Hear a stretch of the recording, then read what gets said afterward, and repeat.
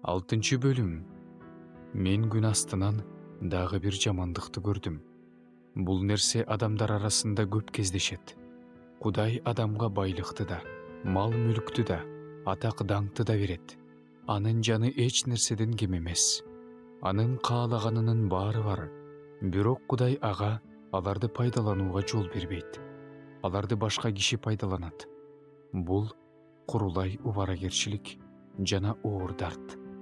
Эгерде кайсы бир адам 100 балалуу болуп, көп жыл жашаса, анын өмүрү дагы узарса, бирок анын жаны жакшылык көрүп ырахаттанбаса, атүгүл аны көмүшпөсө, анда мен ага караганда бойдон түшкөн бала бактылуу дээр элем. Анткени ал бекер эле келип, караңгылыкка кетти. Анын ысымын караңгылык жашырып коет. Ал күндү көргөндө, билгенде эмес. Тигиге караганда буга тынчыраак. Ал эми тиги 2000 жыл жашап, жакшылык көрүп ыракаттанбаса да, баары эле бир жерге барат эмеспи? Адамдын бүткүл эмгеги кекиртеги үчүн, бирок анын жаны тойбойт. Акылдуу акылсыздын алдында кандай артыкчылыкка ээ?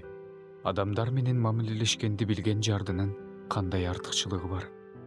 Жаны менен адашканча, көзү менен көргөн артык. Бул да ошондой эле курулай убаракерчилик жана рухтун кыйналуусу экен. Азыр бар нерсеге мурун эле ат коюлган. Ал адам экени да белгилүү. Анын өзүнүн күчтүү менен талашып тартыша албасы да белгилүү. Түйшүктү арбыткан ушундай нерселер көп. Деги адам үчүн эмне жакшы болду экен? Жашоодо адам үчүн эмне жакшы экенин ким билет? Анын түйшүктүү өмүрү көлөкө сыяктуу өтүп кетет. Адамдын көзү өтүп кеткенден кийин күн астында эмне болоорун ага ким айтып берет?